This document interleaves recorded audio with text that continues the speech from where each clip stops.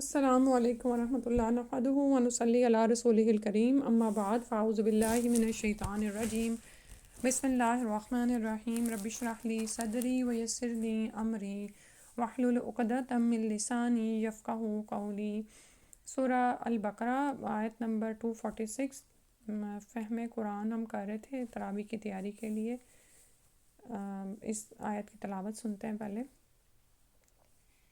اعوذ باللہ من الشیطان الرجیم بسم اللہ الرحمن الرحیم الم تر إلى الملأ من بني إسرائيل من بعد موسى إذ قالوا لنبي لكم ابعث لنا ملكا نقاتل في سبيل الله قال هل عسيتم إن كتب عليكم القتال ألا تقاتلوا قالوا وما لنا ألا نقاتل في سبيل الله وقد أخرجنا من ديارنا وأبنائنا فلما كتب عليهم القتال تولوا إلا قليلا منهم والله عليم بالظالمين۔ جزاک اللہ خیرا کثیرا۔ تو یہاں سے ایک قصہ شروع ہو رہا ہے۔ اللہ تعالیٰ نے فرمایا کیا آپ نے موسیٰ علیہ السلام کے بعد والی بنی اسرائیل کی جماعت کو نہیں دیکھا جبکہ انہوں نے اپنے پیغمبر سے کہا کہ کسی کو ہمارا بادشاہ بنا دیجئے تاکہ ہم اللہ کی راہ میں جہاد کریں۔ پیغمبر نے کہا کہ ممکن ہے جہاد فرض ہو جانے کے بعد تم جہاد نہ کرو۔ انہوں نے کہا بھلا ہم اللہ کی راہ میں جہاد کیوں نہ کریں گے، ہم تو اپنے گھروں سے اجاڑے گئے ہیں اور بچوں سے دور کر دیے گئے۔ مطلب یہ ہے کہ ہمیں ہمارے گھروں سے نکال دیا گیا، ہمارے بچے ہم سے دور کر دیے گئے۔ پھر جب ان پر جہاد فرض ہوا تو سوائے تھوڑے سے لوگوں کے سب پھر گئے، اور اللہ تعالیٰ ظالموں کو خوب جانتا ہے۔ پھرنے کا مطلب ہوتا ہے کہ انہوں نے اس حکم کو نہیں مانا۔ یعنی پہلے کہہ رہے تھے کہ ہم جہاد کریں گے، آپ ہمارے لیے ایک بادشاہ کسی کو مقرر کر دیجئے۔ تو یہاں پہ یہ دیکھ لیتے ہیں کہ کیا قصہ تھا۔ ملا کسی قوم کے ان اشراف، سردار اور اہل حل و عقد کو کہا جاتا ہے جو خاص مشیر اور قائد ہوتے ہیں، یعنی جو کسی قوم میں لیڈرز ہوتے ہیں جن کے دیکھنے سے آنکھیں اور دل رعب سے بھر جاتے ہیں۔ ٹھیک ہے، تو جس پیغمبر کا یہاں ذکر ہے اس کا نام شموئیل بتایا جاتا ہے۔ ابن کثیر وغیرہ مفسرین نے جو واقعہ بیان کیا اس کا خلاصہ یہ ہے کہ بنو اسرائیل موسیٰ علیہ السلام کے بعد کچھ عرصے تک تو ٹھیک رہے، پھر ان میں انحراف آ گیا، یعنی وہ پھر گئے، جو دین ان کو دیا گیا تھا اس اصل دین پہ قائم نہیں رہے، دین میں بدعات ایجاد کر لیں، یہاں تک کہ بتوں کی پوجا بھی شروع کر دی۔ انبیاء ان کو روکتے رہے لیکن یہ معصیت یعنی نافرمانی اور شرک سے باز نہ آئے۔ اس کے نتیجے میں اللہ تعالیٰ نے ان کے دشمنوں کو ان پر مسلط کر دیا، جنہوں نے ان کے علاقے بھی چھین لیے اور ان کے ایک بڑی تعداد کو قیدی بھی بنا لیا۔ ٹھیک ہے، یہ جو کہا جا رہا ہے نا کہ بچے ہم سے جدا کیے گئے، تو ان کے بہت سارے لوگوں کو قیدی بنا لیا گیا۔ ان میں نبوت وغیرہ کا سلسلہ بھی ختم ہو گیا۔ بالآخر بعض لوگوں کی دعاؤں سے شموئیل نبی پیدا ہوئے جنہوں نے دعوت اور تبلیغ کا کام شروع کیا۔ تو انہوں نے پیغمبر سے یہ مطالبہ کیا کہ ہمارے لیے ایک بادشاہ مقرر کر دیں جس کی قیادت میں ہم دشمنوں سے لڑیں۔ یعنی ان کو یہ لگ رہا تھا کہ ہمارے پاس لیڈر نہیں ہے، تو اگر ایک لیڈر آ جائے گا تو ہم اس کی سرکردگی میں ہم جنگ کر سکیں گے۔ پیغمبر نے ان کے سابقہ کردار کے پیش نظر کہا کہ تم مطالبہ تو کر رہے ہو لیکن میرا اندازہ یہ ہے کہ تم اپنی بات پر قائم نہیں رہو گے۔ ایسا ہوتا ہے نا کہ جیسے کوئی بچہ بہت ساری باتیں کر رہا ہو اور بہت سارے چیلنجز کو ایکسیپٹ کرنے کی بات کر رہا ہوتا ہے، لیکن پیرنٹس اس کو کیا کہتے ہیں کہ نہیں مجھے پتہ ہے تم یہ نہیں کر سکتے، تو وہ کہتا ہے نہیں میں کر سکتا ہوں۔ تو پیرنٹس کیوں یہ بات کر رہے ہوتے ہیں کہ تم نہیں کر سکتے؟ اس لیے کہ ماں باپ کو اندازہ ہو جاتا ہے نا کہ بچے کی طبیعت کیسی ہے، اس کو پیچھے سے کیسا اس کا رویہ چلا آ رہا ہے۔ تو یہاں پر بھی پیغمبر نے جو وہ پیچھے کرتے رہتے ان کے کردار کی وجہ سے کہا کہ ایسا نہ ہو کہ اللہ سبحانہ و تعالیٰ تمہارے لیے بادشاہ مقرر کریں لیکن تم جہاد کے لیے نہ نکلو۔ تو ایسا ہی ہوا جیسا قرآن نے بیان کیا ہے۔ تو اللہ تعالیٰ نے ان کے لیے بادشاہ مقرر کیا۔ آگے پڑھتے ہیں، وَقَالَ لَهُمْ نَبِيُّهُمْ إِنَّ اللَّهَ قَدْ بَعَثَ لَكُمْ طَالُوتَ مَلِكًا، اور ان کے نبی نے فرمایا کہ اللہ تعالیٰ نے طالوت کو تمہارا بادشاہ بنا دیا۔ تو کہنے لگے بھلا اس کی ہم پر حکومت کیسے ہو سکتی ہے، اس سے تو ہم بہت زیادہ حقدار بادشاہت کے ہم ہیں۔ یعنی ان کو لگا کہ ہم اس سے زیادہ بادشاہت کے حقدار ہیں، اور وہ کس وجہ سے کہہ رہے تھے کہ اس کو تو مالی کشادگی بھی نہیں دی گئی، یعنی اس کے پاس بہت زیادہ مال بھی نہیں ہے۔ نبی نے فرمایا سنو، اللہ تعالیٰ نے اسی کو تم پر برگزیدہ کیا ہے اور اسے علمی اور جسمانی برتری بھی عطا فرمائی ہے۔ بات یہ ہے کہ اللہ جسے چاہے اپنا ملک دے، اللہ تعالیٰ کشادگی والا اور علم والا ہے۔ تو طالوت اس نسل سے نہیں تھے جس سے بنی اسرائیل کے بادشاہوں کا سلسلہ چلا آ رہا تھا۔ ٹھیک ہے، یہ غریب اور ایک عام فوجی تھے جس پر لوگوں نے اعتراض کیا، تو پیغمبر نے کہا کہ میں نے اس کو منتخب نہیں کیا بلکہ اللہ تعالیٰ نے ان کو مقرر کیا ہے، اور اس کے علاوہ قیادت کے لیے یعنی لیڈرشپ کے لیے مال سے زیادہ عقل اور علم اور جسمانی قوت اور طاقت کی ضرورت ہوتی ہے، ٹھیک ہے؟ یعنی لیڈرشپ کے لیے کیا چاہیے؟ لیڈر کے لیے ضروری نہیں ہے کہ اس کے پاس بہت سارا مال ہو تو وہ اچھی لیڈرشپ کر سکے گا، بلکہ لیڈر کے لیے کیا ضروری ہے کہ وہ عقل اور علم رکھتا ہو اور جسمانی قوت اور طاقت ہو اس کے پاس، اور طالوت اس میں تم سب سے ممتاز ہے، اسی لیے اللہ تعالیٰ نے انہیں اس منصب کے لیے چن لیا ہے۔ تو یہاں سے ہمیں پتہ چلتا ہے کہ عام طور پر لوگوں کی سوچ کیا ہوتی ہے کہ جس کے پاس مال ہے بس وہی بادشاہ ہو سکتا ہے ہمارا، صحیح ہے؟ تو یہی کہنے لگے کہ ہم اس سے زیادہ بادشاہت کے حقدار ہیں۔ پھر اس کے بعد فرمایا اللہ تعالیٰ نے، ان کے نبی نے پھر کہا کہ اس کی بادشاہت کی ظاہری نشانی یہ ہے کہ تمہارے پاس وہ صندوق آ جائے گا جس میں تمہارے رب کی طرف سے دل جمعی ہے اور آل موسیٰ اور آل ہارون کا بقیہ ترکہ ہے، یعنی چھوڑا ہوا ورثہ ہے۔ فرشتے اسے اٹھا کر لائیں گے، یقیناً یہ تمہارے لیے کھلی دلیل ہے اگر تم ایمان والے ہو۔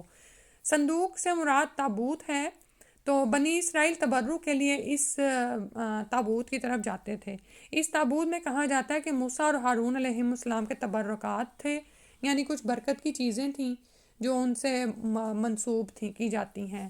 کن سے؟ موسیٰ علیہ السلام اور ہارون علیہ السلام سے۔ یہ تابوت دشمن ان سے چھین کر لے گئے تھے، تو اللہ تعالیٰ نے نشانی کے طور پر فرشتوں کے ذریعے سے طالوت علیہ السلام کے دروازے پر پہنچا دیا۔ اسے دیکھ کر بنو اسرائیل خوش بھی ہوئے اور اسے طالوت کی بادشاہیت کے لیے اللہ کی جانب سے ایک نشانی بھی سمجھا، اور اللہ تعالیٰ نے اسے ان کے لیے ایک اعجاز اور فتح و سکینت کا سبب قرار دیا۔ سکینت کا کیا مطلب ہے؟ جیسے ہم آیت سکینہ پڑھتے ہیں نا، سکینت یہ بھی آیت سکینہ ہے، اس میں سکینہ کے الفاظ آ رہے ہیں نا، ان یأتیکم التابوت فیہ سکینۃ من ربکم وبقیۃ مما ترک آل موسیٰ وآل ہارون۔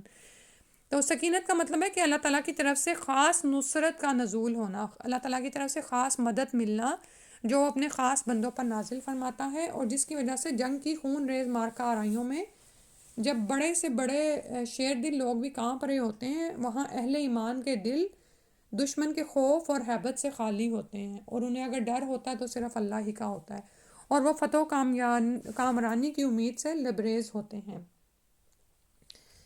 ٹھیک ہے، تو اس سے کیا پتہ چلا کہ اس تابوت کے ذریعے سے ان کو طالوت کی بادشاہت کا یقین ہو گیا، کیونکہ اللہ تعالیٰ نے فرمایا نا کہ فرشتے اس کو اٹھا کر لائیں گے، تو یہ تابوت طالوت کے دروازے پر پہنچا دیا گیا، ٹھیک ہے؟ تو اس میں ان کے لیے ایک نشانی تھی۔ پھر فرمایا جب طالوت لشکروں کو لے کر نکلے تو کہا، سنو، اللہ تعالیٰ تمہیں ایک نہر سے آزمانے والا ہے، جس نے اس میں سے پانی پی لیا وہ میرا نہیں، اور جو اسے نہ چکھے وہ میرا ہے۔ ہاں یہ اور بات ہے کہ اپنے ہاتھ سے ایک چلو بھر لے، لیکن سوائے چند کے باقی سب نے وہ پانی پی لیا، یعنی بادشاہ کا کہنا نہیں مانا اور سب پانی پی لیا، یعنی چکھا نہیں، صرف اچھی طرح بھر کے پی لیا۔ طالوت مومنین سمیت جب نہر سے گزر گئے تو وہ لوگ کہنے لگے، آج تو ہم میں طاقت نہیں کہ جالوت اور اس کے لشکروں سے لڑیں، لیکن اللہ تعالیٰ کی ملاقات پر یقین رکھنے والوں نے کہا کہ بسا اوقات چھوٹی اور تھوڑی سی جماعتیں بڑی اور بہت سی جماعتوں پر اللہ کے حکم سے غلبہ پا لیتی ہیں، اللہ تعالیٰ صبر کرنے والوں کے ساتھ ہے۔ یعنی بہت سارے لوگ تو پھر گئے، کہنے لگے کہ ہم سے تو نہیں اب آگے جایا جاتا۔ ابن کثیر میں آتا ہے کہ یہ نہر اردن اور فلسطین کے درمیان ہے جہاں پر وہ پہنچے تھے، ٹھیک ہے؟ تو اور اس آیت سے ہمیں یہ بھی پتہ چلتا ہے کہ جب آپ امیر کے ساتھ ہیں، اس کی معیت میں ہیں، تو اس کی اطاعت ہر حالت میں ضروری ہے، اور جب آپ دشمن سے جنگ کے لیے نکلے ہیں تو پھر تو اس وقت تو مزید ضروری ہو جاتی ہے اس کی اطاعت ماننا، کہ اور ویسے بھی آپ یہ دیکھیں کہ کامیابی کے لیے ضروری ہے کہ فوجی اس دوران بھوک پیاس اور دیگر تکلیفات کو نہایت حوصلے سے برداشت کرے۔ چنانچہ انہی دونوں باتوں کی تربیت کے لیے طالوت نے ان سے کہا تھا کہ نہر پر تمہاری پہلی آزمائش ہوگی، لیکن یہ لوگ نہیں مانے، تنبیہ کے باوجود اکثریت نے پانی پی لیا۔ لیکن وہ لوگ جو اللہ کے وعدے پر، اللہ کی ملاقات پر یقین رکھتے تھے، انہوں نے کیا کہا؟ انہوں نے حوصلہ دلایا بلکہ دوسروں کو بھی، کہ بہت دفعہ ایسا ہوتا ہے کہ اللہ کے حکم سے چھوٹی جماعتیں بڑی جماعتوں پر قابو پا لیتی ہیں، تو یہ جو لوگ تھے ان کی تعداد 313 بتائی گئی ہے. جو ہم جانتے ہیں نا غزوہ بدر میں مسلمانوں کی تعداد کتنی تھی، اصحاب بدر کی تعداد کتنی تھی؟ اتنی ہی تھی، 313 ہی تھی. واللہ عالم. تو ان اہل ایمان نے بھی جب شروع میں تو دشمن کی بڑی تعداد دیکھی تو اپنی چھوٹی تعداد کے پیش نظر اس رائے کا اظہار کیا.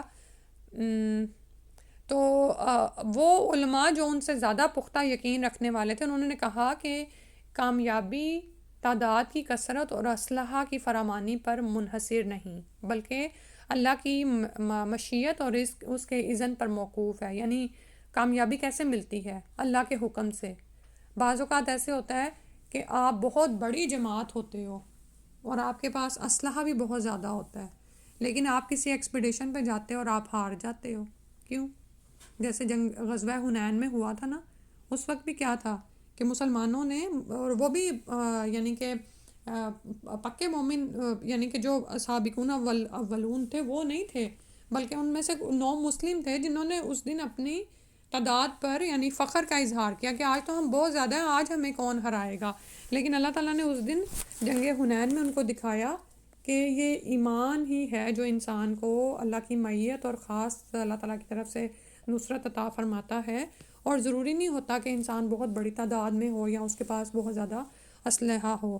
آج بھی دیکھیں آپ لوگ اس طرح کے سوال کرتے ہیں نا کہ ہمارا کیا بنے گا، مسلمانوں کے پاس تو اسلحہ ہی نہیں ہے بہت زیادہ جدید قسم کا، اور پھر یہ کہ ہماری تو جمعیت ہی نہیں ہے.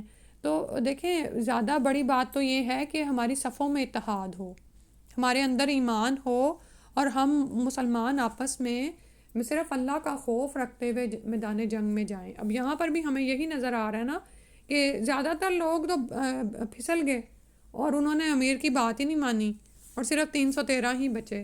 ٹھیک ہے، تو ضرورت اس بات کی نہیں ہوتی کہ آپ کے پاس جدید اسلحہ ہی ہو اور ایٹم بمز ہی بہت زیادہ ہوں تو ہی آپ نصرت حاصل کریں گے، بلکہ اصل جیت کیا ہے؟ ایمان کے ساتھ ہے. جب ان کا جالوت اور اس کے لشکر سے مقابلہ ہوا تو انہوں نے دعا مانگی کہ اے پروردگار ہمیں صبر دے، ثابت قدمی دے اور کافر قوم پر ہماری مدد فرما. یہ والی دعا صبر کے لیے ضرور پڑھنی چاہیے. مشکلات ہم پر بھی آتی ہیں اور بعض اوقات ہم سے برداشت اور صبر نہیں ہوتا تو کون سی دعا پڑھا کریں؟ ربنا افرغ علینا صبرا وثبت اقدامنا وانصرنا علی القوم الکافرین، کہ یا اللہ ہم پر صبر انڈیل دے. جیسے انڈیلنے کا مطلب ہوتا ہے جیسے بالٹی بھری ہوئی ہو نا اور اس کو ہم کسی کے اوپر ایسے ڈال دیں. ٹھیک ہے، ایک گلاس پانی اگر ڈالیں تو وہ تو کم ہوگا نا، لیکن ایسے تو یا اللہ ہمیں اتنا زیادہ صبر عطا فرما اور ہمارے قدموں کو جما دے اور ہمیں کافر قوم کے مقابلے میں مدد دے. اور دیکھیں دنیا میں اگرچہ کہ ہم اس وقت جیسے اگر جسمانی جنگ میں نہیں بھی ہوتے، اور یہاں پر تو خاص طور پر دو بدو جنگ کی بات کی جا رہی ہے نا، تو دشمن کا جو ڈر ہے نا وہ ہوتا ہے. ٹھیک ہے، آپ اتنی بڑی تعداد میں دشمن کو دیکھتے ہیں، اس کے پاس اسلحہ بھی ہے، بہت کچھ ہے، تو پھر اس وقت کیا کرنا چاہیے کہ یا اللہ ہم پر صبر انڈیل دے، یعنی ہم جم جائیں دشمن کے مقابلے میں، ہمارے قدموں کو جما دیں اور ہماری مدد فرما دیں. ٹھیک ہے، اللہ کی مدد انسان ہر حالت میں مانگے. لیکن عموماً کیا ہوتا ہے ہمارا رویہ کہ ہماری نظر اسباب پر ہوتی ہے، یہ چیزوں پر ہوتی ہے کہ میرے پاس چونکہ مال ہے تو مجھے مال ہونے کے باوجود بھی انسان اللہ تعالیٰ سے اس کا فضل اور اس کی مدد ہی مانگتا رہے.